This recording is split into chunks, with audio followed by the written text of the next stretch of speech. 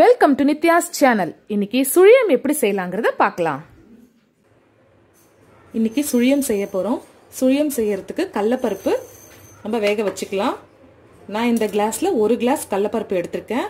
இதை நல்லா வாஷ் பண்ணிட்டு குக்கர்ல வேக வச்சு எடுத்துக்க போறோம். இது ரொம்ப குழகுழன்னு வேகக்கூடாது.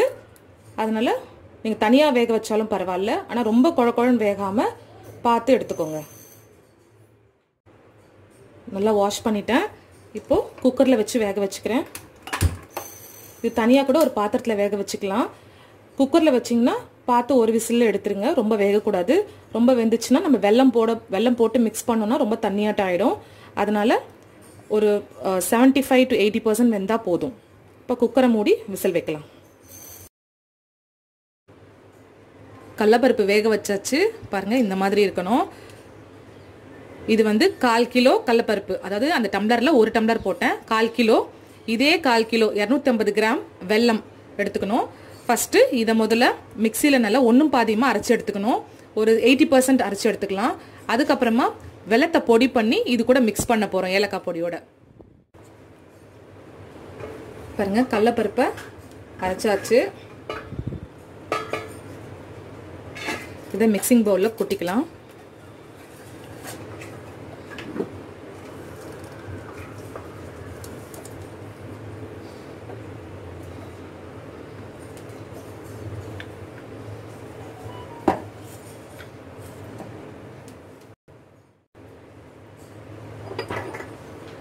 இது கூடவே ஒரு 250 கிராம்ஸ் வெல்லமை நல்லா பவுடர் பண்ணி இதுல சேர்த்துக்கிறோம். சேர்த்துட்டு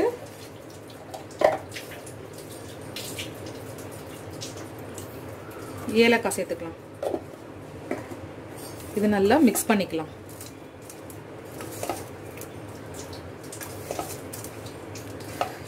நல்லா இதை மிக்ஸ் பண்ணிக்க போறோம். இந்த மாதிரி கையில் நல்லா மிக்ஸ் பண்ணிக்கணும். பண்ணிட்டு இது பார்த்தீங்கன்னா நல்லா உருண்டை பிடிக்க வரும். இந்த தண்ணி அதெல்லாம் எதுவுமே சேர்க்கலை. வேக வச்சு அந்த கடலைப்பருப்பை அரைச்சிட்டு அதே மாதிரி பொடி பண்ண வெல்லம், அந்த வெல்லத்திலே தண்ணி விடும். அந்த ஈரப்பசையே இதுக்கு போதும். இந்த மாதிரி நல்லா இதை பிசைஞ்சிட்டு உருண்டை பிடிச்சி வச்சுக்கணும். நம்ம எந்த சைஸ்க்கு வேணுமோ சுழியம் அந்த சைஸ்க்கு ரவுண்ட் பிடிச்சி வச்சுக்கணும்.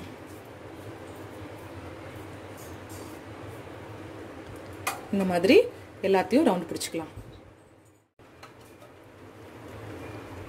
இப்போ உருண்டை பிடிச்சாச்சு. இப்போ இதுக்கு மேலே நம்ம தோச்சி எடுக்கிறதுக்கு மாவு ரெடி பண்ணிக்கலாம். மைதா மாவு 1/4 கிலோ. எந்த கிளாஸில் நம்ம பருப்பு வெல்லம் எடுத்தோமோ அதே கிளாஸில், அதாவது 250 கிராம் மைதா மாவு. அதை நம்ம உப்பு போட்டு கரைச்சிக்க போகிறோம்.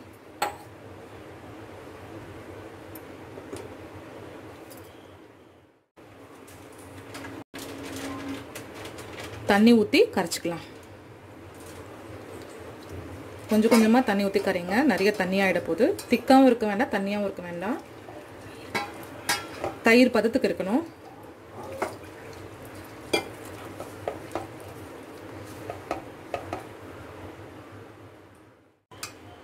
இந்த மாதிரி தண்ணி ஊற்றி கரைச்சிக்கணும். இந்த பாருங்க, தயிர் பதத்துக்கு கரைச்சிக்கணும்.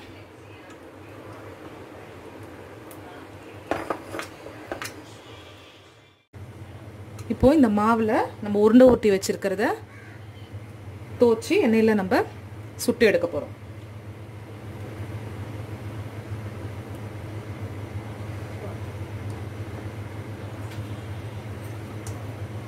இது சொக்கா போட்ட பணியாரம்னு சொல்லுவாங்க, இல்லை சுழியம்னு சொல்லுவாங்க. சின்ன வயசுலலாம் நாங்கள் இதை சொய்யான்னு சொல்லுவோம். என் பசங்களும் அதே மாதிரி சொய்யான்னு சொல்கிறாங்க.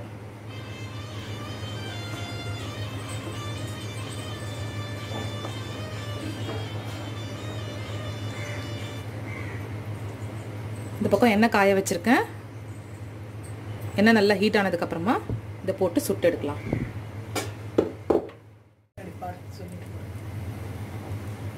எண்ணெய் காஞ்சிருச்சு. இப்போ அதில் ஒன்று ஒன்றா எடுத்து போடலாம்.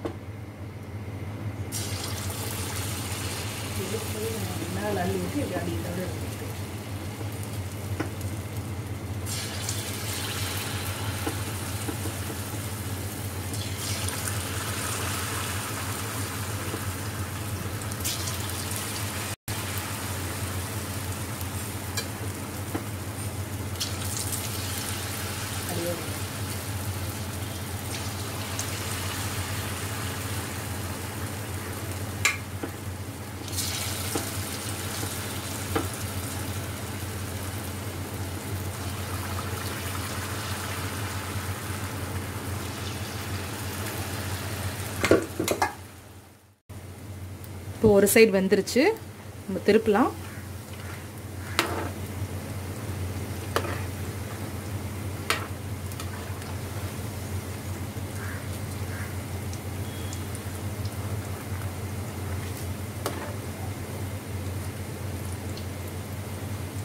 இது ரொம்ப நேரம் ஆகாது வேகிறதுக்கு.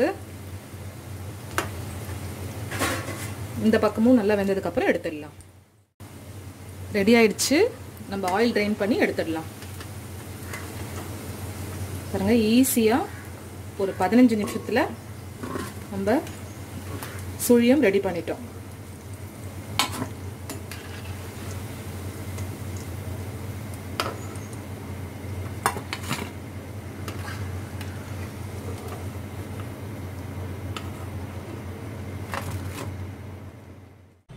சுட சுட டேஸ்டியான சுழியம் ரெடி ஆயிடுச்சு.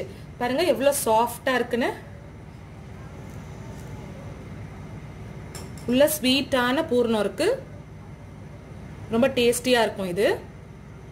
இதை நீங்களும் செஞ்சு பாருங்க. உங்க கமெண்ட்ஸை கமெண்ட் பாக்ஸ்ல ஷேர் பண்ணுங்க. இந்த வீடியோ பிடிச்சிருந்தா லைக் பண்ணுங்க, ஷேர் பண்ணுங்க, கமெண்ட் பண்ணுங்க. இது வரைக்கும் இந்த சேனலை சப்ஸ்கிரைப் பண்ணலனா சப்ஸ்கிரைப் பண்ணிக்கோங்க. கூடவே இந்த பெல் ஐகானையும் பிரஸ் பண்ணிக்கோங்க. அப்பதான் நான் போடுற வீடியோஸ் எல்லாம் உங்களுக்கு நோட்டிபிகேஷன்ஸா வரும். Bye.